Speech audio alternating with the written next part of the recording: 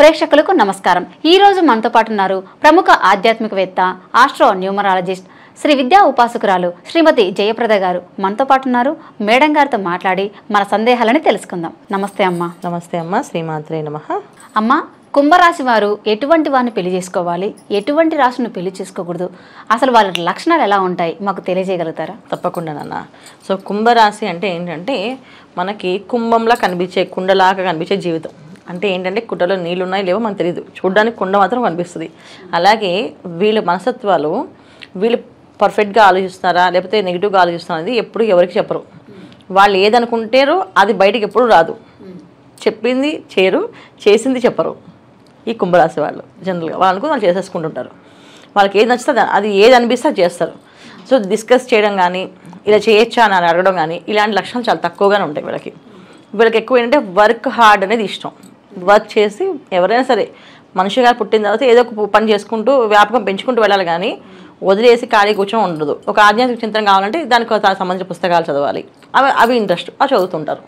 ఇలాంటి పనులు, పూజలు కొంతమందికి ఇష్టం అనుకో, పొద్దున్న లేస్తే ఇంట్లోంచి భర్త వెళ్ళిపోగానే ఇవి ఏదో ఒక నోము పట్టుకుని ఆ నోము కథ చదువుకొని పుస్తకాలు అక్షతలు వేసుకొని పూజలు చేసుకుని ముత్తైదులు తాంబాలు ఇచ్చుకొని కూర్చుంటుంది. ఏదో ఒక పని చేస్తుంటారు. ఇంట్లో హౌస్ వైఫ్ కూడా పని చేస్తారు, ఉద్యోగం చేసినా పని చేస్తారు. అబ్బాయిలు ఖాళీ టైంలో ఖాళీగా కూర్చోకుండా ఎవరికో సలహాలు ఇవ్వడానికో ఏదో ఒక, అంటే చాలా మంది చూడు మనం వింటుంటాం, ఉద్యోగం చేస్తారు, మళ్ళీ వ్యాపారం కూడా చిన్న చిన్న వ్యాపారాలు, షేర్లు ఇలాంటివి చేస్తుంటారు. ఇవన్నీ కుంభరాశి వాళ్ళే. ఓకే, ఏదో ఒక చేస్తూ ఉంటారు, దాంట్లో లాస్ అవుతుంది, గెయిన్ అవుతుంది, అది పక్కన పెట్టండి. సో వివాహ విషయం వచ్చినప్పటికి ఎలా పెడితే అలా ఉండడానికి కాకుండా వీళ్ళ తగ్గట్టు ఆలోచనలు ఉన్నాయి. వీళ్ళ ఆలోచనలే అనుకూలంగా నడవాలి అంటే ఖచ్చితంగా మనస్తత్వం తగ్గట్టు రావాలి. అవును. సో మనస్తత్వం తగ్గట్టు రావాలంటే ఏ రాశి వాళ్ళు వీళ్ళు తగ్గుతారు. సో ఏ రాశి పడదు.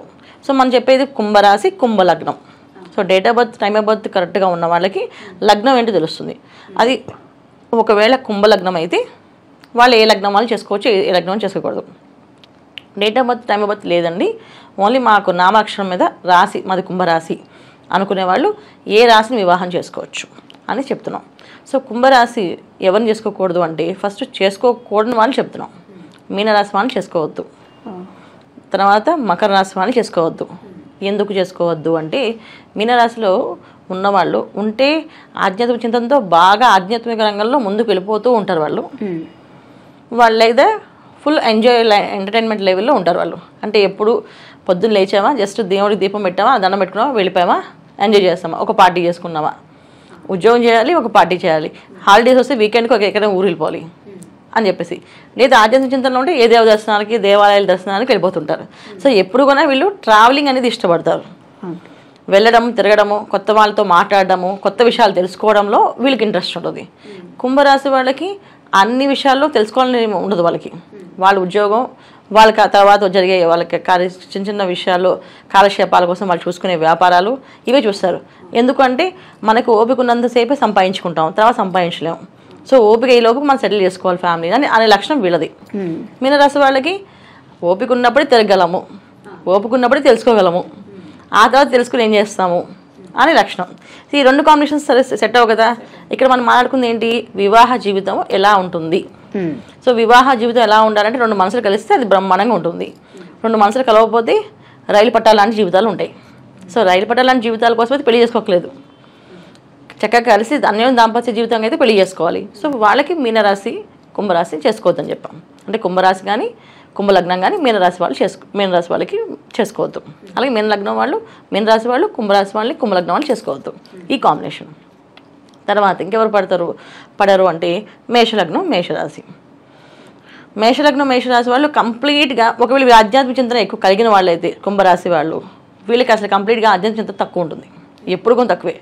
జస్ట్ దేవుడికి ముఖ్యంగా అంటే ఒక సంవత్సరంలో ఒక తిరుపతి వెళ్ళి వచ్చేసామంటే అయిపోయింది, ఆ సంవత్సరం దర్శనం అయిపోయింది, ఇంక అంతే. మళ్ళీ సంవత్సరం వరకు వెళ్తారు, మళ్ళీ తిరుపతి వెళ్ళరు వాళ్ళు. మళ్ళీ తిరుపతి వెళ్దాం, అన్నవరం వెళ్దాం అని ఉండదు వాళ్ళకి. ఏదో ఒక దేవుడిని నమ్ముతారు. ఆ ఒక దేవుడు అన్నవరం కావచ్చు, తిరుపతి అవ్వచ్చు, కాళహస్తి అవ్వచ్చు, అరుణాచలం అవ్వచ్చు, త్రయంబకేశ్వరం అవ్వచ్చు, ఏదైనా ఇష్టం. వాళ్ళు నచ్చింది టెంపుల్కి వెళ్ళామా, వచ్చేసాం, అయిపోయింది, దర్శనం అయిపోయింది, పుణ్యం వచ్చేసింది మనకి, ఈ సంవత్సరం అంతా సరిపోయింది అనుకుంటారు వాళ్ళు. కుంభరాశి వాళ్ళు ఒకవేళ పొరపాటున వాళ్ళ పూజలు పునస్కారాలు చేసుకునే మనస్తత్వం వాళ్ళని వీళ్ళు చేసుకున్నారనుకో, వీళ్ళు కాలక్షేపం అంటే ఏంటంటే వీళ్ళకి ఏమంటే 2 రోజులు సెలవు వచ్చిందా, అన్నవరం వెళ్ళొద్దామా, ఒకరోజు సెలవు వచ్చిందా, విజయవాడ కనకదుర్గమ్మ వారికి వెళ్ళొద్దామా, ఇలాంటి అడుగుతుంటారు. ఈ దగ్గర ఉన్న ఊళ్ళకి వెళ్ళి దర్శనం చేసుకొద్దామా, లేదా అమ్మవారి గుడికి వెళ్ళొద్దామా అని అడుగుతారు. సో మ్యాచ్ అవ్వదు, అందుకే చేసుకోవద్దు. పడదని కాదని చేసుకోవద్దు. ఓకే, తర్వాత ఇంకెవరిపై చేసుకోవచ్చు అంటే వృషభ రాశి వాళ్ళు, వాళ్ళని చేసుకోవచ్చు. తర్వాత మళ్ళీ కర్కాటక రాశి వాళ్ళని చేసుకోవచ్చు. ఎందుకంటే వీళ్ళ తగ్గట్టుకు వాళ్ళు ఆలోచిస్తారు, వాళ్ళ తగ్గట్టు వీళ్ళు ఆలోచిస్తారు. వీళ్ళు మంచివాళ్ళు. సో అంటే వీళ్ళు సూట్ అవుతారు. మంచివాళ్ళు అంటే అర్థం ఏంటంటే అందరూ మంచివాళ్ళే ఇక్కడ, కానీ వీళ్ళకి అనుకూలంగా మారే తత్వం ఉన్న వాళ్ళు వీళ్ళు, కర్కాటక రాశి వాళ్ళు, వృషభ రాశి వాళ్ళు.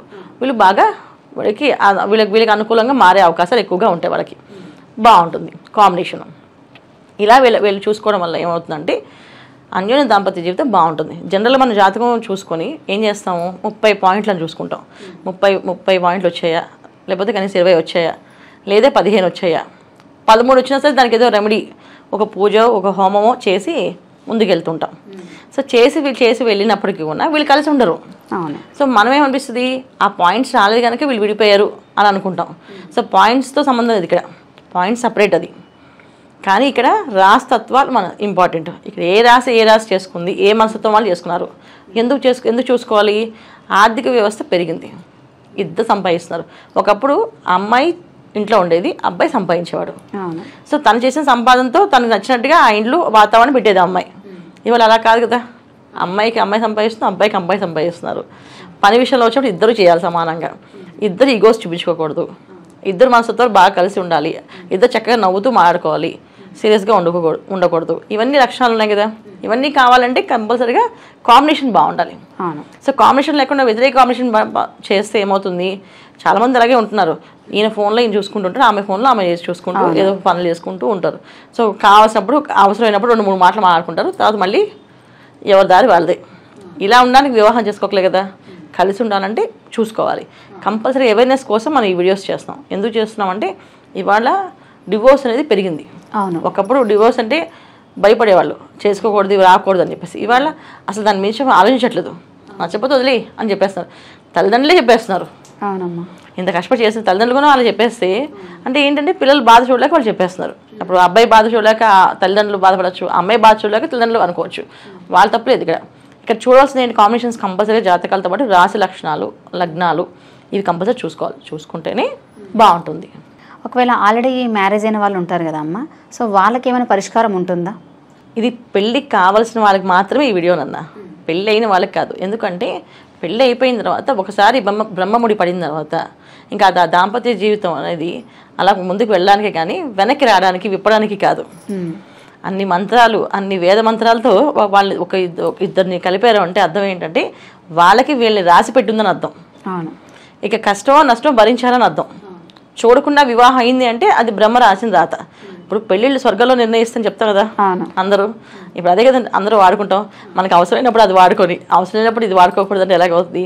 ఒకవేళ మనం చూసే అవకాశం వచ్చి చూసుకుంటున్నాం, లగ్నాలు, రాసులు, జాతకాలు అన్నీ చూసుకుంటున్నాం అంటే ఇవి చూడాలి. ఇవన్నీ చూడకుండా పెళ్లి చేసేసుకున్నారు, ఇప్పుడు ఏదో గొడవల్లో ఉన్నారు. ఆ గొడవలు తగ్గట్టుగా ఏమైంది ప్రాబ్లమ్ సాల్వ్ చేసుకోవడానికి ప్రయత్నం చేయాలి. అంతేగాని ఇవి చూపించి వంక కాదు. ఈ వంక ఎందుకు పెట్టి మీరు విడిపోవడానికి కాదు, కలిసి ఉండడానికి మార్గాలు వెతకాలి ఎప్పుడు కూడా. విడిపోవడానికి మార్గాలు ఎప్పుడు వెతకూడదు. విడిపోవడానికి మార్గాలు వెతికినా తప్పే, విడిపోవడానికి మార్గాలకి సాయం చేసినా తప్పే. సో వివాహానికి సంబంధించిన మంత్రాలు ఉన్నాయి కానీ విడిపోవడానికి సంబంధించిన మంత్రాలు అయితే లేవు. అంటే అర్థం ఏంటి, అంత దారుణమైందని అర్థం. సో దానికి మనం తగ్గట్టుగా ఏంటంటే ఒకవేళ గొడవలు సమస్యలు మనకు ఉన్నాయని తెలిస్తే దాన్ని ఎలా సాల్వ్ చేసుకోవాలో ఆలోచించుకోవాలి. ఏది నచ్చితే ఏది నాకు నచ్చినట్టు చేస్తే బాగుంటుందో అనుకోవాలి. ఇంకా గొడవలు పెరుగుతాయంటే కుంభరాశి వాళ్ళని వీళ్ళు పూజించవలసిన ఎవరంటే సుబ్రహ్మణ్య స్వామి ఆరాధన. తిరుత్తని అని సుబ్రహ్మణ్య స్వామి టెంపుల్ ఉంటుంది. ఆ టెంపుల్కి వెళ్ళండి, తిరుపతి దగ్గర ఉంటుంది. ఆ టెంపుల్కి వెళ్ళి నిద్ర చేసి మాకు ఇలా సమస్యలు వస్తున్నాయి స్వామి, ఏ సమస్య రాకుండా మమ్మల్ని కాపాడండి అని అక్కడ నిద్ర చేసి 3 రోజులు అక్కడ ఉండి అక్కడ దేవాలయంలో కొన్ని విశేషాలు ఉంటాయి. కృతికా నక్షత్రం రోజున స్వామివారికి అభిషేకం చేస్తారు, కొంతమంది హోమం కూడా చేస్తారు. సో హోమం నక్షత్రం రోజున చక్కగా అభిషేకం ఇవన్నీ చేయించుకొని అక్కడ 3 రోజులు నిద్ర చేసి వస్తే ఆ సంవత్సరం వరకు వాళ్ళకి ఏ కష్టాలు రాకుండా ఆ స్వామివారు కాపాడగలుగుతారు. లేదంత దూరం అనుకుంటే మనకి మోపిదేవి ఉంది విజయవాడ దగ్గర, అక్కడ కూడా సుబ్రహ్మణ్య స్వామి గుడి చాలా పవర్ఫుల్ గుడి. అక్కడికి వెళ్ళి ఒకరోజు దంపతులు ఇద్దరు కలిపి అక్కడ చెట్టుకి మంచిగా ముడుపు కట్టి మీ ఇద్దరు కలిసే ఉండాలి. అంటే ముడుపు కడతారు చాలామంది, ఉయ్యాల పిల్లల కోసం ఉయ్యాలు కడుతుంటారు. సో కలిసి ఉండడానికి, గొడవలు రాకుండా ఉండడానికి దంపతులు తాంబూలం అని చెప్పి తాంబూలం సుబ్రహ్మణ్య స్వామి కడతారు చెట్టుకి, అది కట్టచ్చు అక్కడ. సో తాంబూలం ఇద్దరు కలిపి ఆ చెట్టుకి కట్టి అక్కడ 3 రోజులు ప్రదక్షిణాలు నిద్ర చేసి అభిషేకాలు చేయించుకుంటే సో సమస్య లేకుండా పోతుంది. కలిసి ఉండడానికి మార్గాలు వెతకండి, విడిపోవడానికి ఎప్పుడు మార్గాలు వెతకద్దు. దానికి మనం చెప్పడానికి ఏ రెమెడీస్ లేవు, కలిసి ఉండడానికి మాత్రం ఎన్ని రెమెడీస్ అని చెప్పచ్చు. కుంభరాశి వారు ఎటువంటి రాశి వారిని వివాహం ఆడాలి ఏంటి అనేది చాలా చక్కగా వివరించారు. అలాగే పెళ్ళైన వారు కూడా సో విడిపోకుండా మీరు మంచిగా ఉండాలి అని మంచి చక్కటి పరిష్కారం చెప్పారు. ధన్యవాదాలు గురు. నమస్తే అమ్మ. శ్రీమాత్రే నమః.